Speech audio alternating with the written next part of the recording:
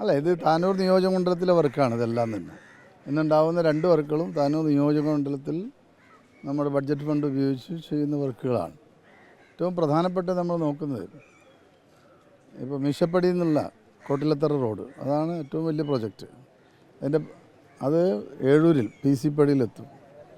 ഇപ്പോൾ നമ്മുടെ മൺമണ്ടം ബൈപ്പാസ് താമസിക്കുകയാണ് വരാൻ. പക്ഷേ ഈ റോഡ് വരുന്നതോടുകൂടി നഗരത്തിലെ ആ തിരക്ക് ഒഴിവാക്കാൻ പറ്റും. വളവന്നൂർ, കൽപ്പഞ്ചേരി, വളഞ്ചേരി എന്നൊക്കെ വരുന്ന ആളുകൾക്ക് നേരിട്ട് തിരൂരിലേക്ക് പോകാൻ പറ്റുന്ന പുതിയ റോഡാണ് അവിടെ മീശപ്പടിയിൽ നമ്മൾ നിർമ്മിച്ചിട്ടുള്ളത്. അതിൻ്റെ പാലം ടെൻഡർ ആയിട്ടുണ്ട്. ഇത് പുതുക്കി പണിയുന്നതാണ്. ഇത് ബസ്സൊന്നും പോകാൻ സൗകര്യമില്ലാത്തതുകൊണ്ട് ഇപ്പോൾ പുതുക്കി പണിതാണ്. 13 കോടി രൂപ ചെലവിലാണ് ഇത് പുതുക്കി പണിതിട്ടുള്ളത്.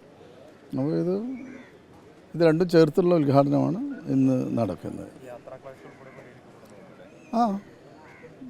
ബസ് റൂട്ടൊക്കെ നല്ല രീതിയിൽ വരും. ടൗണിലേക്കുള്ള ഇപ്പോൾ വൈലത്തൂർ ജംഗ്ഷൻ അവിടങ്ങളിലൊക്കെ വലിയ തിരക്കാണല്ലോ. അത് വലിയ പരിധി വരെ ഈ റോഡുകൾ വീതി കൂട്ടുമ്പോൾ അത് ഒഴിവാക്കാൻ പറ്റും. അതാണ് ഇതിൽ പ്രധാനമായിട്ടുള്ളൊരു ഘടകം. 3 സ്ഥലത്തേക്ക് ഡൈവേർട്ട് ചെയ്യണം നമ്മൾ ട്രാഫിക്കിനെ. ഒന്ന് ഇതിലേക്ക് ഡൈവേർട്ട് ചെയ്യുന്നു, ഒന്ന് കോട്ടിലത്തറ ഡൈവേർട്ട് ചെയ്യുന്നു. ഇനി പുല്ലൂരിലേക്ക് മറ്റൊരു റോഡിന് പ്ലാൻ ചെയ്തിട്ടുണ്ട്. അതോടൊപ്പം തന്നെ പോലീസ് ലൈൻ ബൈപ്പാസ്, അതിനിപ്പോൾ 39 കോടി രൂപ കേന്ദ്ര റോഡ് ഫണ്ടിലേക്ക് കൊടുത്തിട്ടുണ്ട്. അത് പാസ്സാവുന്നതോടൊക്കെ ആ ഓവർബ്രിഡ്ജിനുള്ള അപ്രോച്ച് റോഡിൻ്റെ നിർമ്മാണം കൂടി നടത്താൻ കഴിയും.